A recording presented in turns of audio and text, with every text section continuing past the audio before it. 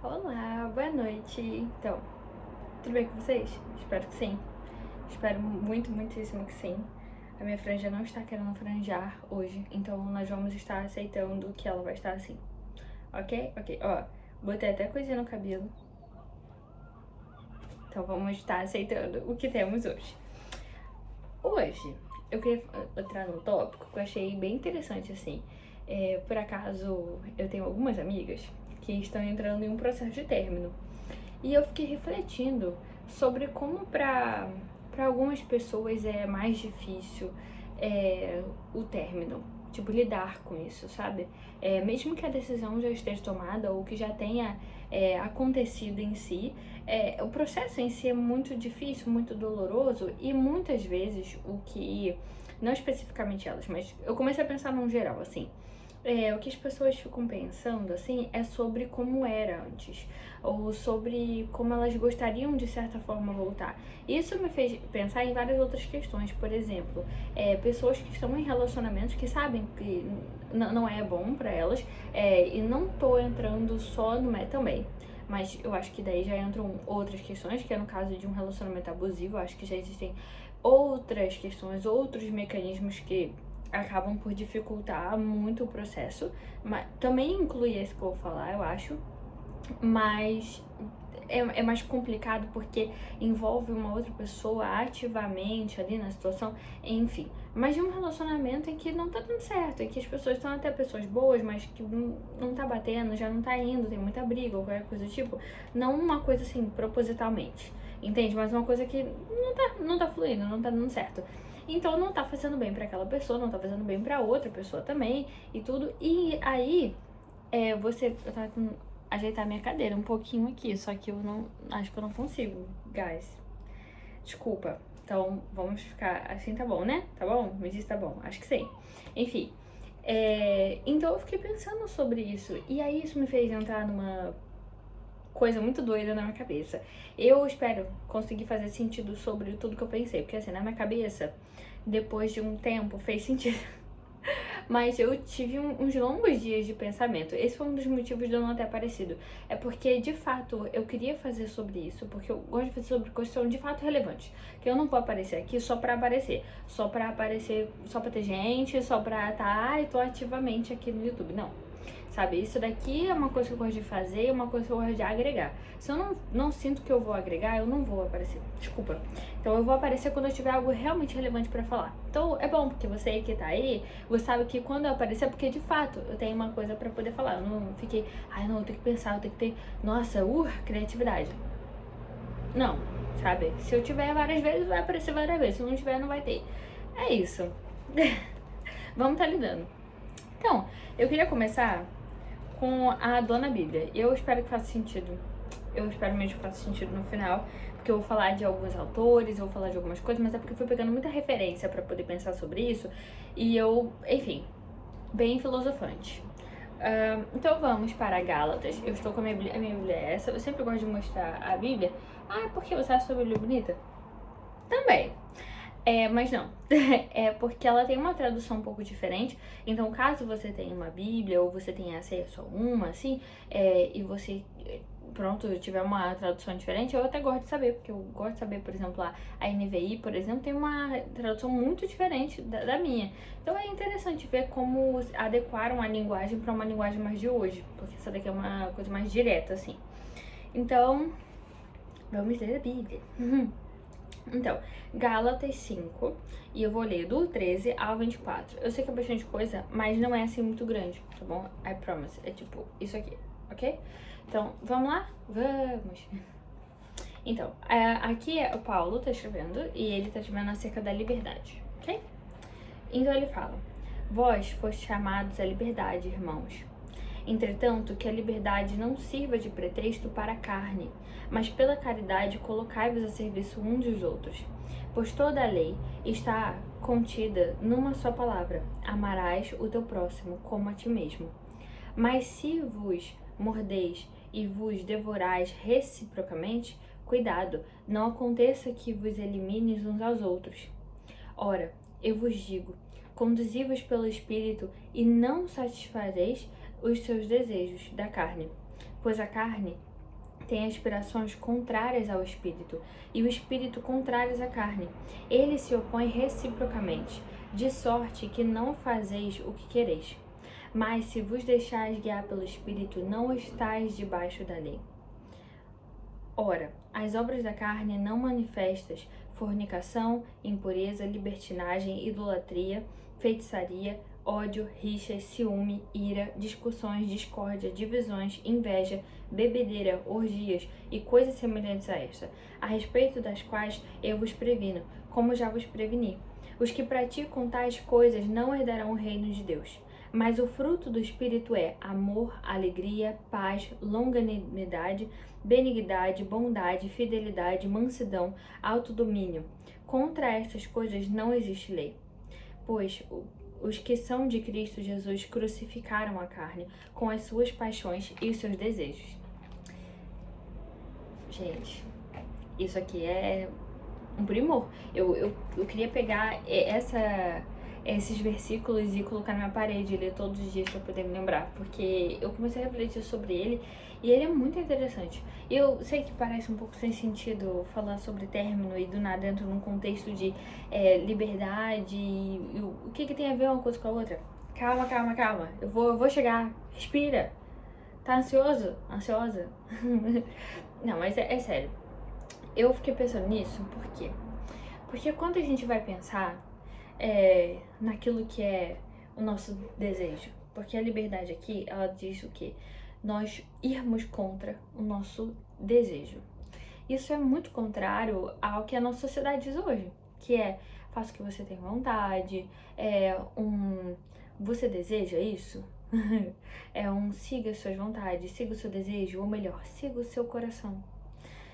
Então, quando eu vejo isso, quando eu leio em Jeremias que o meu coração é enganoso e por isso eu não devo me seguir por ele, isso é confuso, isso é muito contra aquilo que eu vivo escutando dentro da estrutura da sociedade que a gente tem hoje.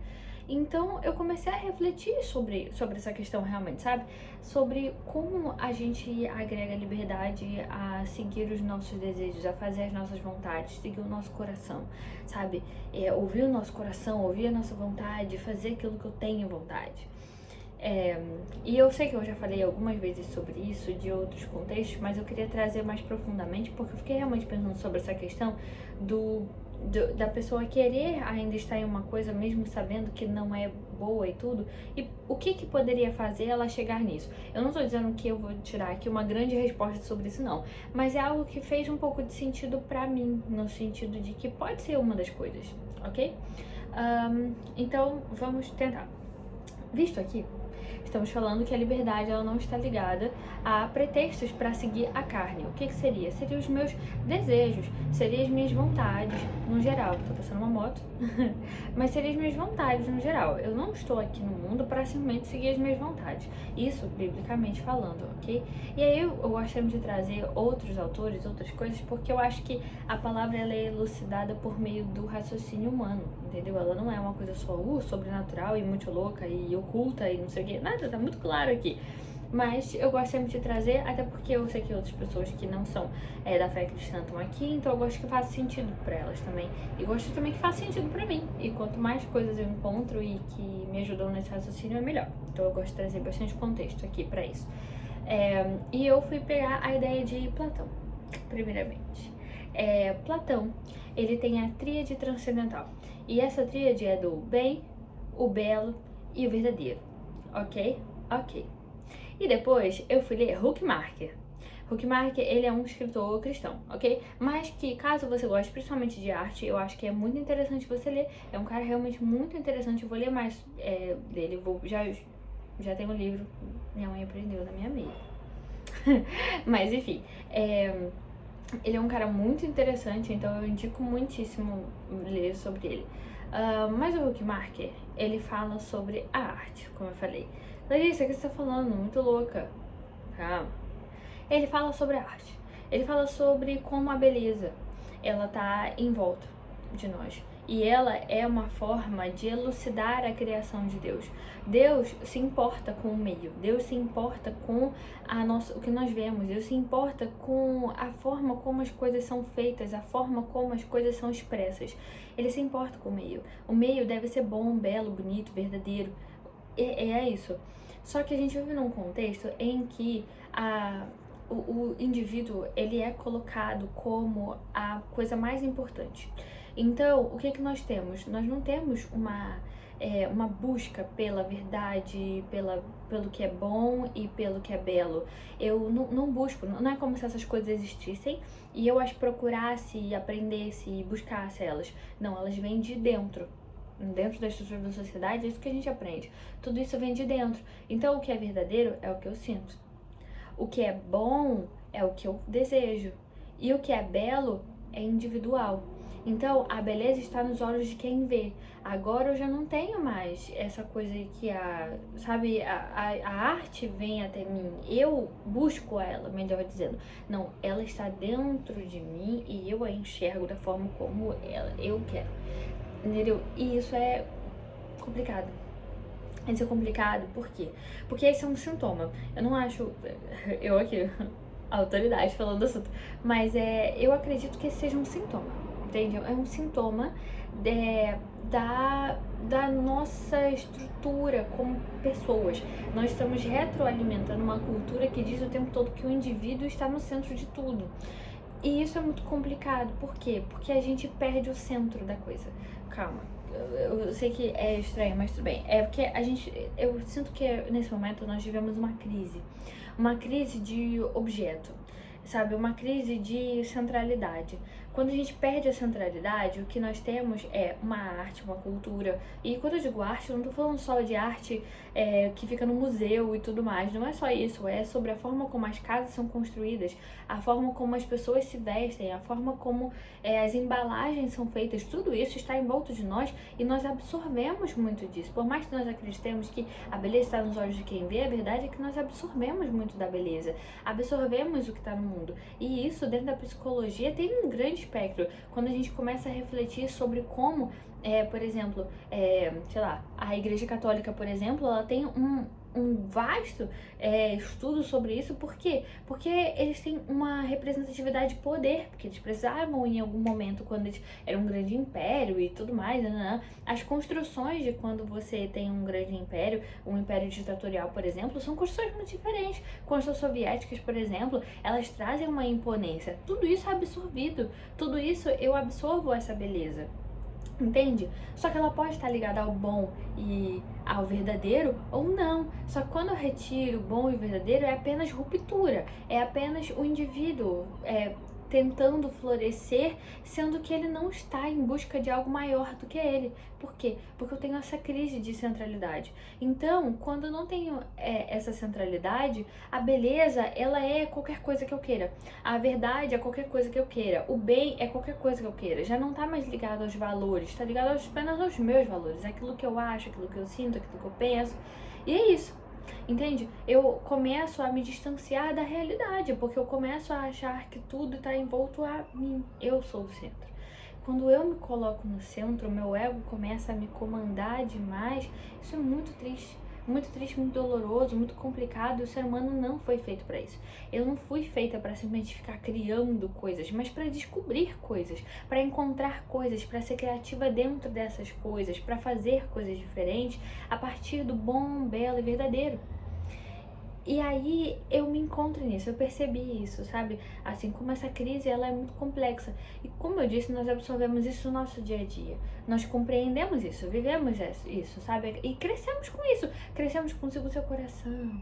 O que seu coração tá dizendo? E todas essas coisas parecem muito bonitas, parecem libertadoras, sabe? Não, vou viver segundo o meu coração, segundo a minha vontade. Eu tenho que fazer aquilo que me dê vontade. Nananana. Parece muito libertar, uma coisa muito de liberdade, assim. Mas quando eu vejo a Bíblia, eu vejo que não. Eu vejo que não é isso. Que a liberdade não é o que eu quero. A liberdade não é seguir o que eu desejo. A liberdade é saber desejar melhor. E isso Aí vamos entrar em outro autor. E esse eu gosto muito, eu tenho um carinho muito especial, eu quero muito mais ler sobre ele, que é Agostinho. O nosso queridíssimo Agostinho. E ele fala sobre isso. Ele fala sobre o amor ordenado. É, Maraortes, na verdade. E ele fala sobre isso. Ele fala sobre o problema não é amar. O problema não é desejar. O problema não é querer. O problema é que a gente coloca as coisas na ordem errada. A minha querência, ela não é a primeira parte, ela não é a prioridade. Ela vem depois. Eu preciso saber amar com ordem, saber amar com equilíbrio. Eu sei que eu tô falando de muita coisa aqui, mas eu prometo que na minha cabeça faz sentido. E aí, eu tava assistindo uma série recentemente, né? Guarda isso tudo. Guarda Huckmark, guarda Platão, guarda Agostinho. E vamos pra uma série da Netflix. Ai, tô até ficando vermelho, tanto que eu quero rir. Mas que é o Sandman. Ai, Clarissa, mas isso é uma série nada cristã. Eu sei, eu sei. Mas a gente deve absorver tudo aquilo que é bom, ok? E descartar aquilo que não é. Mas eu gosto não só de descartar, mas de refletir sobre ela, pensar por que ela não é boa. Mas teve um ponto que eu achei muito interessante. Na primeira temporada de Sandman, tem um senhor e ele passa uma vida inteira muito traumatizado, coitado, porque todo mundo mentiu pra ele. A mãe dele mentiu pra ele não conheceu o pai dele, enfim. Ele viveu uma grande mentira. Então ele decide que ele não quer que as pessoas mintam mais. Todo mundo vai viver a verdade agora. E aí ele tem um amuleto, e esse amuleto ele faz o que ele deseja. Tudo é tipo como se fosse um gênio do desejo, tipo isso, sabe assim? Ele pede um amuleto, e o amuleto faz o que ele deseja, realiza todos os sonhos dele.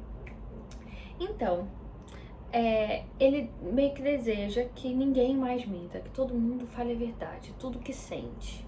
Tudo o que é o desejo daquela pessoa. Ele entra num café, assim, e nesse café tem algumas pessoas muito interessantes, assim. Tem uma senhora, ela é meio tadinha, muito solitária. Tem uma menina que tá passando por um relacionamento muito complicado. Tem um outro senhor que perdeu a esposa. Tem um casal, e esse casal, assim, tá numa situação meio complexa, assim, que a mulher, ela é muito... I'm sorry, guys, I'm sorry. O meu coisa ficou sem espaço. Então vai ter um corte pela primeira vez em um vídeo. É isso, desculpa. Mas enfim, tem um casal que a esposa tem uma coisa meio assim, meio vai mandar no cara e tudo. E ele fica meio tipo assim, ai meu Deus, ela não quer que eu coma isso, sabe? Que eu não quero dar muito spoiler, entendeu? Mas enfim, no final, né, ele faz todo mundo fazer tudo aquilo que, sabe, desejou, entendeu? Então o pessoal fica muito louco, eles se destroem, eles literalmente se destroem. Eu não quero dar spoiler, mas eles se destroem, entende? E aí eu comecei a pensar assim, caramba, isso é o ser humano quando ele está completamente imerso na ideia de que ele é o centro de tudo, de que o desejo dele é o centro de tudo. Por quê? Porque o desejo não é ordenado, o amor não é ordenado, a vontade não é ordenada, e eu diria que isso nem sequer é amor, mas não é ordenado. Os desejos, as paixões não são ordenadas. E isso fala muito sobre as virtudes também, sabe? As virtudes que a gente falou já há um tempo, que não seguir as suas paixões, não ser uma pessoa tão impulsiva, sabe? Então, quando a gente tem isso, né, a gente começa a pensar um pouco sobre essa descentralização que eu falei, essa crise, essa descentralização em que nós vamos nos retroalimentando. Como eu disse, é um sintoma, mas é um sintoma em que eu absorvo isso. E aí isso acontece por quê? Porque eu conduzi essa ideia. É uma ruptura filosófica mesmo da estrutura como nós crescemos como seres humanos. Uma ruptura da forma como nós observamos a realidade. Isso é muito profundo, muito complexo. Então, eu absorvo aquilo que foi criado por isso. E aí eu retroalimento, e nós temos uma sociedade construída de acordo e centrada apenas no indivíduo, na sua vontade, segue o seu coração, viva a sua verdade. Então, tem uma parte que a senhora, uma das senhoras, desculpa, vai ser um spoiler, tá? Ela chega e fala, ele fala assim, a senhora, na verdade, chega pro senhor que fez isso, e aí ela fala assim, é você que tá fazendo isso com a gente, você tá fazendo a gente fazer essas coisas. E aí ele fala, não, isso é o que vocês desejaram. E ela fala, eu nunca quis isso de verdade. Por quê? Porque você não é o que você deseja. Isso foi o meu namorado falou pra mim. Você não é o que você deseja. Você é o que você escolhe fazer, o que você decide fazer. Então, a questão não é desejar, você vai desejar. E lembre-se, segundo a Bíblia, o seu coração já está inclinado para o mal. Portanto, os seus desejos, provavelmente, primeiros, não vão ser exatamente aquilo que deveria ser. Vão ser ordenados para as impurezas, né? Ou vem de uma raiz delas. Mas eu vou tentar falar disso depois, já tenho que acabar esse vídeo, meu Deus, tá ficando muito longo. Mas é sobre isso. Só que, quando a senhora ela falou isso, eu fiquei pensando, caraca, é isso. É isso. A gente pode achar que quer uma coisa, mas a gente na verdade não quer. E isso a gente faz várias vezes na nossa vida, sabe? Por exemplo, você fala tipo, deixa pra lá. Mas você pensa em alguma coisa, ou sei lá, os pensamentos intrusivos, entende? Tudo isso são coisas que são partes de uma verdade, mas elas não são o todo. Os desejos fazem parte de você. Você vai desejar coisas que você não queria desejar, você vai querer coisas que você sabe que não são boas pra você. E às vezes você até não é só um pensamento que vai e passa. É de fato você gostaria, você queria fazer aquilo, mas você sabe que aquilo não é bom pra você, porque o que é o seu desejo, ele deve estar centrado no que é bem, no que é belo e no que é verdadeiro. Se você tem um verdadeiro que é apenas ligado ao que eu sinto, isso é muito complicado, o sentimento é muito volátil. Se eu tenho um verdadeiro que é apenas do que eu sinto, então o meu bem, ele vai ser aquilo que eu acho, aquilo que eu quero, porque eu vou pela verdade daquilo que eu sinto. E a beleza é subjetiva, é apenas aquilo que eu vejo, que eu quero que seja, a partir do que é bom e belo pra mim, do que é verdadeiro pra mim, e o que é verdadeiro pra mim, o que eu sinto. Então a raiz de tudo está em o que eu sinto. O que eu sinto é o que mais importa. E o que isso tem a ver com finais de relacionamento e como as pessoas às vezes ficam naquelas de tentar se manter em relacionamentos que sabem que não são bons, ou sentir que deveriam voltar, ou ficar em dúvida sobre que deveriam voltar? É claro que existe uma questão de apego. Ok? E apego no sentido psicológico mesmo, é uma situação complexa. Nós seres humanos vivemos porque temos o apego, sobrevivemos por conta disso, então não é excluindo isso. Mas um dos mecanismos que eu acho que a gente tem muito para isso é justamente a forma como nós crescemos como seres humanos. Isso significa que isso está implicado em todo mundo. E isso é muito triste e muito complexo também, porque é difícil de lidar com isso, uma coisa que é tão intrínseca a nós hoje em dia, que é difícil tornar minha visão menos vendo aquilo daquela maneira. Mas quando nós não temos, quando nós vivemos essa crise de descentralização, né, da nossa vida, de objetivo, de beleza, nós começamos a embelezar qualquer coisa que desejamos. Qualquer coisa. Porque o que é verdadeiro, bom, o que é belo, ele começa a se ligar ao que eu sinto. E o que eu sinto é muito complexo, é muito confuso e às vezes não me faz bem. Então eu descentralizo isso, me coloco no lugar que Deus deveria ocupar. Desculpa, galera. Sou crente, vou ter que meter, não vai dar. Trouxe aqui a filosofia toda, ok? Mas acaba em Deus, não tem como. Esse assunto pra mim, ele é um assunto que é muito ligado a Deus, muito ligado à minha espiritualidade, muito ligado à minha fé. Eu acredito que isso possa se ligar a pessoas de outras formas, então por isso eu tentei trazer todo um contexto aqui. Eu queria realmente ter uma boa base pra isso, mas agora vamos voltar pra fé, ok? Então, quando eu retiro esse lugar de Deus, quando eu retiro, eu começo a não observar as coisas como tendo algo maior do que eu. Quando eu faço isso, esse movimento, ele é muito simples. Ele é tão simples que ele sabe, poeira. É vento, acabou. E é isso, acaba. É porque o meu sentimento, aquilo que eu sinto, aquilo que eu tô pensando na hora, ele é muito falho. O meu coração, ele tende ao mal, o meu coração, ele tende a cair, sabe? Então, se eu tendo ao pecado, é pra lá que o meu coração tá me levando. Se eu escuto apenas o meu coração, então aonde está me levando? Tá me levando pro que é verdadeiro, pro que é bom? Então, Eu acho que é muito isso. A gente fica desejando por outros mecanismos, tipo apego, a história que a gente teve com aquela pessoa, o apego que a gente tem à história com aquela pessoa, é apego, galera. Mas não apego à pessoa que é agora, mas normalmente o apego àquilo que foi antes e tudo. Então fica essa coisa, porque eu desejo, porque eu tenho vontade, porque eu escuto nos filmes, porque eu vejo em tudo que tudo é ligado a mim, tudo é ligado ao ser humano, ao indivíduo, à minha vontade, ao que eu quero, ao que eu penso. A minha verdade é aquilo que eu desejo, mas você não é aquilo que você deseja. E você não é isso de verdade. E igual aquela senhora que tava lá em Sandman e ela fala, mas eu não desejei isso de verdade, porque essa não é a verdade. O desejo não é a verdade, não é a verdade completa. O desejo te aponta para um lugar, mas é aquilo, desejar não tem problema. Mas coloca ele no lugar em que ele deve estar, como um apontamento para uma vontade. De onde vem essa vontade? Para onde ela vai me levar? De onde ela veio? E por que ela veio daí? O que aconteceu para que eu tivesse ela? Esse é o questionamento que você deve fazer. Você não pode simplesmente se perder em toda a ideia em volta, porque senão, se você não tem um centro, se você não tem algo comum, se a sociedade não consegue andar em algo comum, é muito complicado. A gente vive num mundo de simplesmente um monte de ruptura, um monte de sabe? E aonde isso vai me levar? Sabe? Em que isso tá me fazendo florescer? Só que quando eu não tenho esse centro, eu fico em busca de algo que me faça florescer. E aí eu sinto muito por aquela pessoa, eu tenho muitos sentimentos por aquela pessoa. Às vezes sentimentos que não são bons, mas ainda assim são muitos, são intensos, são fortes.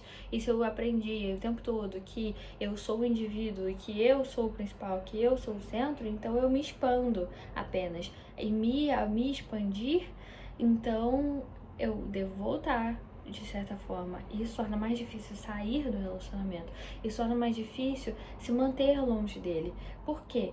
Porque você tá descentralizado, porque aquilo é o que você embelezou na sua vida, porque é aquilo que você tá em busca de poder florescer, mas você não tem um centro. Então, qualquer coisa se torna belo. Qualquer coisa se torna verdadeiro, qualquer coisa se torna bem, qualquer coisa, porque você não tem um centro ordenado. E isso acho que é uma decadência da nossa sociedade. Eu acho que é uma coisa que a gente deve se envergonhar. De verdade. Nós devemos nos envergonhar de produzir pessoas assim, sabe? Mecanicamente. Sabe? Nós produzimos pessoas individualistas. Sabe? Nós produzimos niilismo.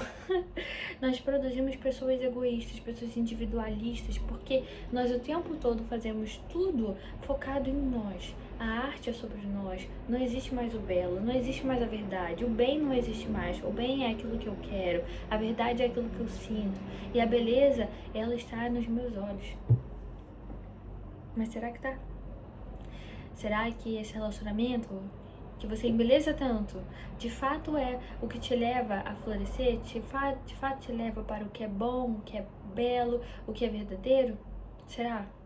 Então, pra não só ficar num questionamento muito louco, eu fiquei pensando em questionamentos que a gente pode se fazer para evitar essas situações na nossa vida, porque o desejo não vai deixar de existir. Vendo aqui você consegue ver, entende? Mas você tem aqui um guia para te dizer o que não é bom, o que não te leva ao bem, o bom e o belo. Gálatas 5 é um bom guia, mas às vezes é difícil perceber essas palavras que são tão duras, tão difíceis, naquilo que a gente já um dia embelezou. Então é difícil olhar para o que a gente embelezou com desprezo, com um afastamento, com eu não quero isso aqui. Eu não tô falando de pessoas, eu tô falando de escolhas, de desejo, ok? Então, o que eu fiquei pensando o desejo ele aponta para um lugar, assim como o medo. E o desejo não é ruim, ele é bom, o desejo é bom, mas quando ordenado, quando eu sei fazer o que ele fala aqui, inclusive, se eu não me engano, é a última coisa que ele fala, que é o autodomínio. Quando eu tenho autodomínio, meu desejo fica no lugar que ele deve estar. Então, quando eu consigo ordenar, é melhor. Então, pensar, eu tô desejando isso. Por quê? Onde isso vai me levar? O que isso vai me levar é bom, verdadeiro e belo? Ou não? Clarissa, o que seria o bom, verdadeiro e belo? Gálatas 5, ele te fala isso também, que são os frutos do Espírito: amor, alegria, paz, longanimidade, benignidade, bondade, fidelidade, mansidão e autodomínio. E eu acrescentaria o que está lá no início, que é: vós fostes chamados à liberdade, irmãos. Entretanto, que a liberdade não sirva de pretexto para a carne, mas pela caridade colocai-vos a serviços uns dos outros. Pois toda a lei está contida numa só palavra: amarás o teu próximo como a ti mesmo. Te leva a isso? Você, nesse relacionamento, como eu entrei no assunto de relacionamento, tá amando o outro como você ama a si mesmo? E se você tá amando o outro como você ama a si mesmo, por que você tá se sentindo mal? Por que você não tá bem?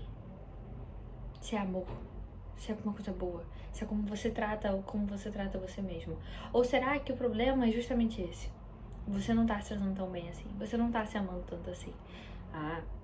Então, a gente tem que ver, porque talvez esse desejo seja justamente esse, o desejo de amar, de se sentir amado, porque primeiramente você não se amou. Entende? Eu não tô dizendo que é isso que tá acontecendo com você, mas eu tô dizendo que são questionamentos que você deve começar a fazer. Questione o seu desejo, entenda de onde ele tá vindo, entenda o caminho que está sendo tracejado? Não sei. É o trajeto que o seu rumo está indo. Porque eu acho que a gente deve romper com essa ruptura toda, sabe? Deixar de lado toda essa ideia muito individual do que é belo, do que é bom, do que é verdadeiro, dos valores, e começar a ter centros comuns também. É claro que preferências existem, ok? A nível de beleza, a nível de tudo. É claro que contextos existem e por isso individualidade é importante, mas individualismo não. A individualidade deve ser muito bem, mas muito bem colocada, ordenada também. Porque senão se torna só uma coisa sem sentido. E aí que tá. Se eu não tenho centro, se eu não tenho aonde florescer, se eu não sei o que me floresce, tudo perde o sentido. Se sou eu que crio o sentido, então tudo naturalmente não tem sentido. E aí eu entro numa tristeza. Então, filosofamos demais hoje. Espero que você tenha gostado, que esse vídeo te ajude a ser livre, e livre de verdade, livre dos seus próprios desejos. Eu acho que talvez se o homem começasse a não seguir os seus próprios desejos, suas próprias vontades, a gente começaria a entender o que de fato é a liberdade e floresceria de fato naquilo que é bom, belo e verdadeiro. É isso. Eu espero que você tenha gostado. Espero que você saia daqui edificado também. E de verdade, se tem alguma coisa que te aflige, se tem algo que é difícil pra você de sair, pensa porque você tá desejando ficar aí. Pensa se realmente é bom. E se você perceber que não é bom, aí você pode começar a entender que você não quer voltar pra aí. E que você não quer se manter aí. E esse não é um processo fácil, não é um processo simples. Você não vai simplesmente deixar o seu relacionamento por conta disso ou qualquer coisa por conta disso. Mas é um processo. E ele começa na consciência. Ele começa em tomar consciência de onde você está e que você não quer isso. A partir daí, você naturalmente vai começar a... Nossa, que saco isso aqui. Mas coloca isso na cabeça. Vai devagarzinho, se dê o seu tempo, mas lembre-se, você sabe porque você não quer estar aí. Agora você vai saber. Se você não sabe, agora você vai saber. Então, faça isso. Faça esse exercício. Vai se exercitando de lembrar. Até que o momento você, de tanto pensar sobre isso, tanto tomar consciência sobre essa sua situação, você mesmo se pega pensando, mas nem eu mesmo quero estar aqui. E é isso. Ok? Então, fica bem. Amemos uns aos outros. Estejamos juntos. E vamos parar de só querer romper tudo aí, individualismo. Ai, coisa chata. Vamos fazer coisas bonitas, e legais e verdadeiras, por favor. Tá bom? Mas fica bem. Se você quiser tiver algum insight aqui, porque eu falei muita coisa. Mas se você teve algum insight, alguma coisa, eu queria ouvir também. Porque eu acho que é um assunto muito complexo, muito extenso. E eu tentei trazer da forma mais sucinta possível. E já não foi muito sucinto. Então é isso. Um beijo, fica